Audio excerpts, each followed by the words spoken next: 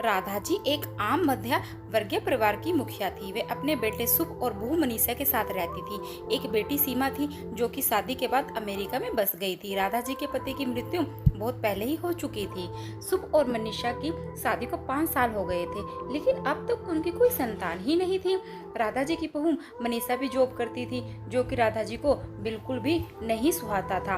वे जल्द से जल्द दादी बनना चाहती थी, लेकिन मनीषा और शुभ यह अच्छी तरह से जानते थे कि अभी मनीषा को जॉब करना जरूरी था।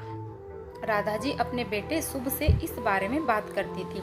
शुभ किसी न किसी बहाने से बात को टाल देता था, इसलिए वह मनीषा को कहीं परेशान करने के बहाने ढूंढती रहती थी ताकि वह अपनी जॉब छोड़ दे। और अभी कोरोना काल में तो मानो उनके मन की मुराद ही पूरी हो गई थी। हालांकि वे दिल की बुरी नहीं थी, लेकिन पोते की चाह में न चाहते हुए वह ऐसा करना चाहती थी। अपनी हम उम्र सहेलियों को दादी बनते देखकर उसका भी मन करता था कि मैं भी दादी बनूं। उस दिन वह घर में ऐसा ही कुछ हुआ। ऑफिस में काम की वजह से मनीषा देर तक सोती रही और राधा जी को अच्छा खासा मौका मिल गया। ये क्या बहू अभी तक सो रही हो? पता है सुबह के 10 बज गए हैं। सुबह भी बेचारा कब से उठकर ऑफिस के काम पर लग गया और तुम हो कि अभी तक सोई पड़ी हो। चलो अब उठकर सबके लिए चाय नाश्ता बना लो। मुझसे कुछ हो नहीं पाता, वरना मैं तो तुम्हारे भरोसे कभी ना रहती, खुद ही सब कर लेती। सॉरी माँ जी, वह देर तक काम चलता रहा, इसलिए सुबह सुबह ही सो पाई थी, इसलिए समय का पता ही नहीं चला। आप चलिए, मैं अभी जल्दी से आती हूँ। हाँ हाँ ठीक है, मेरा कुछ नहीं, पर शुभ को देख लो, उससे कुछ चाहिए तो नहीं? कब से उठा है बेचारा। हे भगवान, मुझे जल्दी से ठीक कर दे ताकि मैं ही अपने बेटे का ध्यान रख सकूं। राधा जी ने नौटंकीय अंदाज में कहा। राधा जी ने अपनी बहू मनीषा को उठाते हुए कहा। मनीषा ने घड़ी देखी तो वाकई 10 बज चुके थे। आज उसकी आंख कैसे नहीं खुली। वह जल्दी जल्दी अपने काम निपटाकर हॉल में आई तो शुभ अपने लैपटॉप के साथ ऑफिस के काम कर रहा था। उसने किचन में जाकर चाय नाश्ता बनाया और फिर रात के बर्तन साफ किए और झाड़ू पोछा करके नहाने चली गई। दरअसल कोरोना वायरस की बढ़ती बीमारी की वजह से शहर में पूरी तरह लॉकडाउन किया गया था, इसलिए काम वाली बाई भी नहीं आ रही थी। मनीषा खुद को तक इंटरनेशनल कंपनी में काम करती थी। उसका ऑफिस टाइम निश्चित नहीं होता था, अधिकतर उसे रात में देर तक काम करना होता था। कल भी उसका काम था, देर तक चलता रहा, इसलिए वह देर तक सोती रही। मनीषा नहाकर आई तो देखा कि उसकी सास अपने कमरे में अपनी सहेलियों से फोन पर बात कर रही थी। बातचीत में अपना नाम सुनकर मनीषा सास की बात सुनने लगी। अरे शारदा, तुम भी अपनी बहू को ज्यादा सर पर मत बिठाओ। बहू को ज्यादा उड़ने दोगी तो कल को अपनी नौकरी के चक्कर में बहू तुम्हें ही घर की नौकरानी बनाकर छोड़ेगी। मैं तो भाई शुरू से ही मनीषा की नौकरी करने के खिलाफ थी। अब करे नौकरी शौक से, पर साथ साथ घर के काम भी करे। मैं तो बदन दर्द का बहाना बनाकर बैठ जाती हूँ, नहीं तो सारे काम का बोझ मेरे सर पर ही आ गिरता। मैं कोई मुफ्त की नौकरानी थोड़े ही हूँ। मैं तो कहती हूँ तुम भी यही किया करो। सास की बात सुनकर मनीषा की आंखों में आंसू आ गए।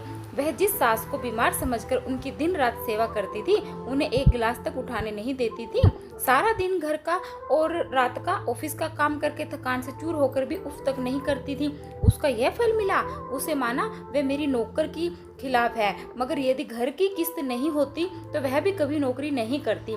शुभ का बोझ कम करने के लिए ही तो वह नौकरी कर रही थी। खैर, अभी के मुश्किल समय में वह सास से किसी भी बात पर बहस नहीं करना चाहती थी जिससे घर का माहौल खराब हो, इसलिए वह उनकी बात को नजरअंदाज करके वहां से चली गई। लेकिन उसकी नजरों में राधा जी की इज्जत जरूर कम हो गई।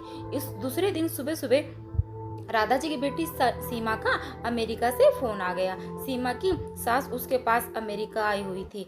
आदत के अनुसार राधा जी ने जैसे ही सीमा की सास की बुराई करनी चाहिए, वैसे ही सीमा ने उन्हें डांट दिया। माँ, आप बिल्कुल भी माँ जी के बारे में अनाप शनाप नहीं बोलोगे। पता है आपके चक्कर में आकर मैंने उनके साथ कितना बुरा व्यवहार किया था, लेकिन आज मुझे उनकी कीमत पता चल गई। तुम तो उनके यहाँ पर आने के कितने खिलाफ थी, मगर आज अगर वे यहाँ ही होती ना माँ, तो ना जाने हमारा क्या हाल होता। तुम्हें तो पता ही है कि मेरी नौकरी करना कितना जरूरी है। कोरोना ने यहाँ भी ऐसा कहर ढाया है कि घर से ही सब करना पड़ रहा है। किट्टू का बेबी केयर सेंटर भी बंद है। मैं और राजेश फुल टाइम बिजी रहते हैं। ऐसे में माँ जी ने अकेले ही किट्टू को साथ साथ पूरे घर का सारा काम संभाला हुआ है। मुझे कुछ भी नहीं करने देती है। अगर वे नहीं होती तो मैं हमारा क्या होता, यह सोचकर ही रोंगटे खड़े हो जाते हैं। सच में माँ, वह कोई साधारण महिला नहीं है। बल्कि मेरे लिए तो देवी के समान है। मेरा इतना अपमान करने के बावजूद। और सीमा रोने लगी। उसके फोन कट कर दिया। सीमा की बात सुनकर राधा जी की भी आंखें भर आई। उन्हें अपनी भूल का एहसास हो गया था। मनीषा तो वाकई उनका कितना ख्याल रखती है। उनकी कड़वी से कड़वी बात भी का भी बुरा नहीं मानती, उल्टे जवाब भी नहीं देती है। वाकई अभी का समय तो एक दूसरे का हौसला देने का है, सारे गिले शिकवे भुलाकर एक दूसरे की मदद करने का है।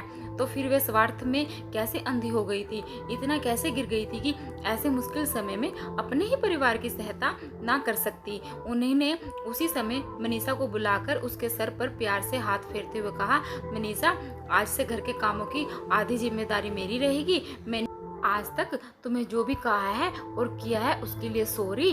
चलो अब तुम जाकर आराम करो, खाना मैं बना लूंगी। इधर सास का बदला हुआ रूप देखकर मनीषा की भी आंखों में खुशी के आंसू आ गए और अपनी सास के और प्रति उसके मन में फिर से पहले वाला सम्मान वापस आ गया।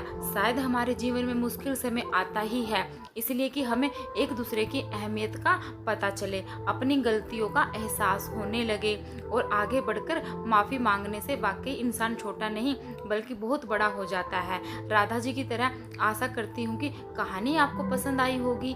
इस पर आपकी क्या राय है हमें कमेंट करके जरूर बताएं। कहानी पसंद आए हो तो लाइक और शेयर करना बिल्कुल भी ना भूलिए। चैनल पर नए हो तो चैनल को सब्सक्राइब जरूर कीजिए। कहानी सुनने के लिए आपका बहुत बहुत धन्यवाद। हमें ऐसे ही एक दूसरे का साथ देते रहना चाहिए। कभी भी हमें ये सोचकर कि हमारी टांग ऊंची रहे घर में बंटवारा नहीं करवाना चाहिए। हर किसी की को अहमियत पूरी देनी चाहिए।